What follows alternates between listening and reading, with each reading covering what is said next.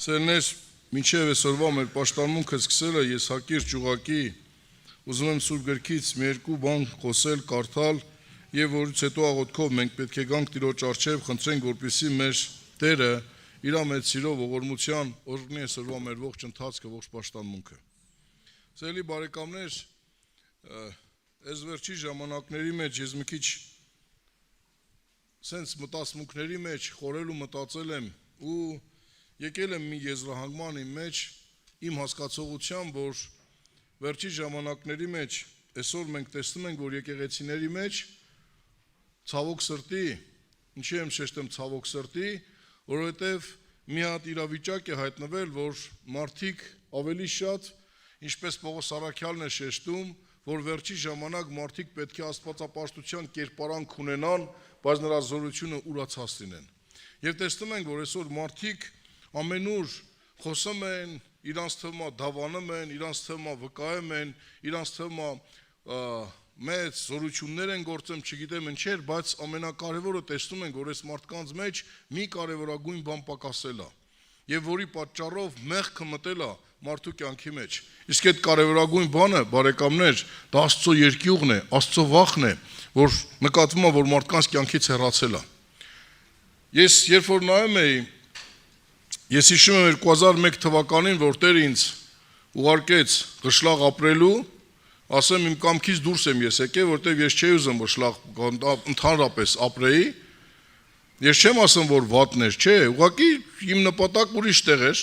բայց երբ որ ես եկա, ունդեղ հանդիպեցի շատ տատեր, մեծ տատեր, որոնք մի շատերը արդեն մահացել գնացել են։ Երևի ոչ մեկն չկա այդ տատերից։ Եվ երբ որ ես մի բանի ուշադրություն դարձրի, տեսա այդ մարդիկ երկար տարիներ հավատքի մեջ են եղել։ Կոմունիստական հասարակարգի ժամանակ այս մարդիկ հավատացել են։ Նույնիսկ մի հատ քույրիկ կար, ըշլաղեցիները լավ գիտեն, Նինա քույրիկ էր, ռուս քույրիկ էր, սրա ամուսին են պեշկի շիշը կարմրացրել ու վառել էր սաղճանը։ Բայց այս կինը հավատքի մեջ էր մնացել։ Բայց երբ որ եկավ պարագան, բարեկամներ, այսօր նայում ես, այդ բոլոր տատերից կարելի ասել գրեթե ոչ մեկի ընտանիքից մի մարդ չի ապաշխարում։ Եվ ես սա ասենց իմ մեջ մտածում էի, աղոթում ասեմ, Տեր Աստված, ի՞նչն է պատճառը։ Եվ գիտեք ինչ հասկացա։ Եթե սխալ եմ, թող Տերն էների դուք էլ ներեք, բայց մի կարևոր բան հասկացա, որ մարդը գիտի Աստծո մասին, մարդը Աստծո մասին խոսում է, մարդը Աստծո մասին վկայում է, բայց այդ երկյուղը չունի, որ այդ խոսքը ինքը ապրի։ Որ այդ կյանքը պետքա քուտան մեջ, իմ տան մեջ ես ապրեմ, դու քուտան մեջ պետք է ապրես։ Այսօր առավոտ կարդում եմ Աստծո խոսքը, Տեր Հիսուս ասում է, ես եմ լույսը, ես լույս եկա աշխարհ, բայց աշխարհը չի կարող ինձ ընդունի, նա ինձ ատում է։ Ինչու, որովհետև աշխարհը չի տենում այդ կյանքը։ Աշխարհը չի կարող այդ կյանքը տանել։ Եվ ցավոք սրտի բարեկամներ, այսօր մենք եկել ենք Տիրոջը, բայց այդ վախը շատերիս կյանքի մեջ հեռացել է։ Հələ նայեք, Սուրբ գրքի մեջ, երբ որ մենք կարդում ենք երկրորդ օրինաց 5-րդ գլխի 29 համար այսպիսի խոսքեր ասում, երկրորդ օրինաց 5-րդ գլուխ 29 համար։ Երանի թե նրանց սիրտներ այնպես լիներ, որ ինձանից վախենալով իմ բոլոր պատվիրանքները պահեին ամեն ժամանակ, որպեսզի իրանց համար բարի լիներ եւ իրանց որդկանց համար հավիտյան։ Տերն ասում է, երանի թե իմ պատվերները պահեին ու իմ վախ իրանց սրտի մեջ լիներ, որ թե իրանց համար լավ լիներ, թե իրանց որդկանց համար լավ լիներ հավիտյան։ Այսօր մենք տեսնում ենք շատերիս ընտանիքների մեջ, որ մեր զավակները, մեր ընտանիքի անդամները չեն ապաշխարում, բարեկամներ։ Եվ շատ հաճախ, երբ որ խոսում ենք, ասում ենք, դե գիտես, դե լա ժամանակը չի, լա դեռ մենք աղոթում ենք, Տերն ասում է, դե աղոթեք, ժամանակը կգա, այդ մենք ենք մեզ խաբում։ Աստծո խոսքը չի ծաղրվում։ Ասում է, երկիր ու երկինք կանցնի, այս խոսքերից մի կետ չի անցնի։ Տերն ասում է, հավատա ինձ կփրկվես դու ու քո տունը։ Ինչն է պատճառը, որ իմ զավակները, իմ ընտանիքի անդամները չեն գալիս Հիսուսին։ Որտեվ իրանք չեն տեսնում իմ մեջ այդ Քրիստոսի լույսը ու այդ խոսքը իմ կյանքի մեջ։ Ես կարող եմ շատ լավ ռետոր լինեմ, շատ լավ քարոզիչ լինեմ, շատ լավ հովիվ լինեմ, շատ լավ ծառայող լինեմ, բայց ինչպիսի անձնավորություն եմ իմ կնոջ համար, իմ զավակների համար, իմ ծնողի համար, իմ քույր եղբայրների համար, իմ մանմնավոր բարեկամների համար։ Արդյոք նրանք իրոք ասում են, որ այս մարդը իրոք հոգևոր մարդ է, իրոք քրիստոնյա է, իրոք գլուխ է, Աստծո խոսքով ապրող է։ Թե ասում են ուղղակի քամի անող անձնավորություն ասա։ Ուրիշներին ցույց ենք տալիս մեր ներս ինչպիսին է սիրելներ։ Ասում է, եթե դու իմ պատվիրանները պահես ու ինձանից վախենաս, քեզ համար ու քո սերունդի համար պետք է լավ լինի։ Քեզ համար ու քո սերունդի համար պետք է լավ լինի։ Գիտեք, շատ հազար ներողություն մի հատ օրինակ կա։ Իմ տարեցները, ովքեր Հայաստանում սովորել են դպրոցներում կհիշեն, ասում աղվեսը գնաց խաղողի այգին։ Եվ ասում տեսավ ողկյուզը խաղողի հասած, թռավ, որ ուտի ասում, դունջը չհասավ այդ խաղողին, ինչ հասավ։ Ասում խակա, լադեր հասել չի։ Մենք շատ ժամանակ ինչ ենք անում։ Բոխանակ մենք շտկվենք տիրոջ երկյուղով ապրենք, ասում ենք դե գիտեք, մեղավորը նա է, այն եղբայրն է մեղավոր, այն քույրիկն է մեղավոր, այն հովիվն է մեղավոր, գայթակղացրել են, իմ երեխուն դրա համար չի ապաշխարում։ Ես եմ մեղավոր, որ ես չեմ ապաշխարում, իմ պատճառով իմ տունը չի ապաշխարում։ Եվ ուրիշներին պատճառ չբռնենք, ուրիշներին մեղավոր չանենք, որովհետև այդ հովին նա կարող ամիսը մի անգամ տեսնի, այդ պատասխանատուին նա կարող է շաբաթը մի երկու ժամ տեսնի, բայց օրվա 24 ժամը նա ինձ տեսնում է իր տան մեջ, նա ինձ տեսնում է իր կողքին, ինչպիսին եմ ես։ Թող Սուրբ Հոգին մեզ ողորմա, ժողովուրդ ջան։ Նայեք Ժողովող 12-րդ գլխի 13 համարը մենք բոլորս անգիր գիտենք գրեթե, բայց նորից պետք է կարդամ։ Տեսեք ինչ է ասում Տիրոջ խոսքը։ Բոլոր խոսքերի վախճանը լսեք, Աստվածանից վախեցեք, նրա պատվիրանքները պահեք, որտև սա է ամեն բան մարդիս համար, որ Աստված ամեն գործած բերելու է դատաստանի, ամեն ծածուկ բանի հետ, թե բարին, թե չարը։ Ասում բոլոր խոսքերի վախճանը լսեք։ Ամեն բանի վախճանը սա է ասում, որ Աստված մի օր բոլորը պետք է բերի դատաստանի, թե հայտնի, թե ծածուկ, թե բարի, թե չար, ամեն բան պետք է բերի դատաստանի։ Ես վստահ համոզված եմ, ստեղ նստածներից ոչ մեկս ինձանից սկսած չենք ցանկանա, որ ինչ որ մենք գործել ենք, արել ենք, մտածել ենք, մեր ծնված օրից մինչև այսօր, այն ծածուկը հայտնի թիայան, որ որից է մեկը մեր արած մեղքերի գոնյա 5%-ը ստեղից այս ամբիոնից անգիր ասի։ Եթե մեկը կուզեք ասեք, որը կուզեք որ ասեն։ Ես չեմ ուզի, որ իմ արածներից ասեն ստեղ ինչ եմ արել։ Համոզված եմ ձեզանից ոչ մեկն էլ չի ուզի։ Եվ մի օր կա, որ եթե չապաշխարենք բարեկամներ, ստեղ մենք կարող ենք ծածկել, ստեղ մենք կարող ենք թաքցնել, ստեղ կարող ենք մենք շատ լավ ցույց տալ, բայց ասում եմ մի օր կա, որ Աստված բոլորը պետք է բերի դատաստանի, թե ծածուկ, թե հայտնի, թե բարի, թե չար։ Ես որ ապաշխարեցի սիրելներ, ես երբ որ մահացա ու սաղացա մի գիշեր, ես տեսա իմ բոլոր ինչ որ արել եմ, ինչ որ մտածել եմ, ինչ որ ծածուկ ոչ մեկը չի տեսել։ Ես որ ասեցի Աստված ջան, ես մենակ ես եմ մտածել, մենակ ես գիտեմ։ Ասավ դու չգիտես, դու լավ չգիտեցած ես գիտեի դու ինչ պիտի անես։ Եվ ես ձեռքերս բարձրացրի, ասի Տեր, ողորմա ինձ, ների, օգնի որ ապաշխարեմ։ Բարեկամներ, ծածուկ ոչինչ չկա։ Ես կարող եմ քեզանից շատ բաներ ծածկել, դու կարող ես ինձանից շատ բաներ ծածկել, բայց մի օր կա որ Տերը պետք է բերի։ Ասում եմ վախեցի Աստվածանից։ Բոլոր խոսքերի վախճանը սա է, Աստվածանից վախեցի, նրա պատվիրանները պահի, որտեղ մի օր բոլորը պետք է բերի ացյանի առջև սիրելիներ։ Թող Տերը մեզ օգնի, Տերը մեզ ողորմա սիրելի քուրեր եղբայրներ, որ մենք լուրջ սթափենք, եւ որովհետեւ Աստծո խոսքը մեզ հիշեցնում է։ Սաղմոս 2-ի մեջ 19 Սաղմոսի 9 համարի մեջ գրված այսպես ասում Աստծո վախը սուրբ է, նա մնում է հավիտյան։ Գիտեք, այդ երկյուղը մի օրվա համար չի, ստեղի համար չի, այդ երկյուղը մնում է հավիտյան։ Ես մի հատ ուրիշ ծայրահեղություն էլ կա, շատ հաճախ մարդիկ մտածում են այսպես, որ եթե այս բանը չանեմ, այն բանը չանեմ, որտեվ եթե անեմ, այ եղբայրը կիմանա կպատժի, այ եթե այս բանն անեմ, դժոխք կգնամ։ Այս վախը չի ուզում Աստված, սիրելիներ։ Աստված այս վախը չի ուզում։ Աստված ուզում է, որ մենք ճիշտ ձևով հասկանանք, լատեսեք ինչ ասում Տիրոջ խոսքը։ Ես ուզում եմ կարդալ 27-րդ գլխի Առակացի 11 համարը, որչակս իմաստուն եղիր եւ իմ սիրտ ուրախացրու, որ ես կարողանամ պատասխան տամ ինձ անարգողին։ Աստված ուզում է, որպեսզի մենք այնպիսի կյանք ապրենք, որպեսզի մեր հոր անունը չանարգվի, որ օդի իշխանը չասի, «Էս չի քու զավակը, էս չի հավատացյալը, տեսեք ինչ անեմ»։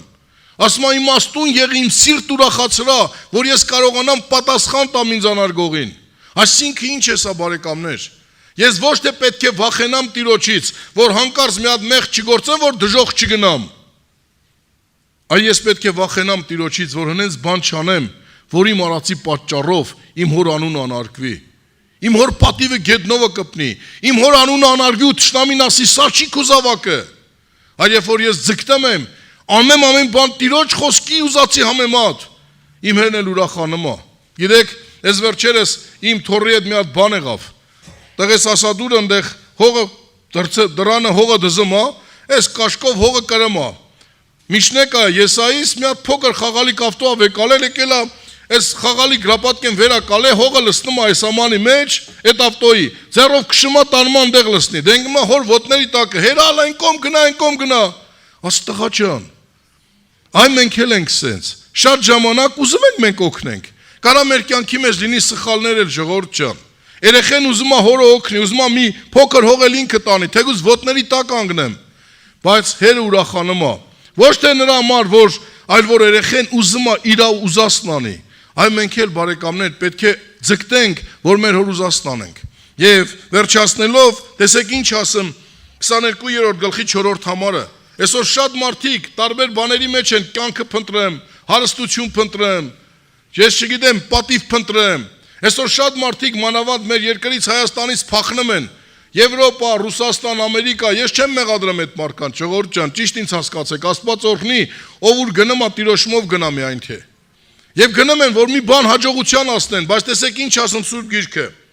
Առակաց 22-ի 4-րդ համար, խոնարհության եւ Տիրոջ երկյուղի վարձքն է հարստությունը եւ պատիվը եւ կյանքը։ Խոնարհության եւ Տիրոջ երկյուղի վարձքն է։ Գիտեք ինչա, չէ՞ վարձքը։ Այսինքն երբ որ մենք ինչ-որ մի գործ անում ենք, մի աշխատանք կատարում ենք, ինչ-որ մեկի համար, դրա փոխարեն մենք ստանում ենք ինչ, հատուցում, վարձատրում։ Եվ ասում է խոնարհության եւ Տիրոջ երկյուղի վարձքը հարստությունն է, կյանքն է ու պատիվն է։ Գիտեք, ծերներ, սա նա չէ, որ մենք պետք է այսօր շատ մարդիկ շատ գործերի մեջ վազում են, աշխատում են։ Ես ճիշտ ինձ հասկացեք, ես չեմ ասում, որ չաշխատեք, այո, մենք պետք է աշխատենք, Սուրբ Գիրքը ասում է, ով որ չի աշխատում, թող չուտի։ Բայց մի կարևոր բան պիտի հասկանանք։ Մեր մշեցիները սենց խոսք ունենք, սպիտակի շրջանում էլ է կիրառվում։ Ասում է, բանը գործի շուտ վեկենալը չի, բանը գործի հաջողությունն է։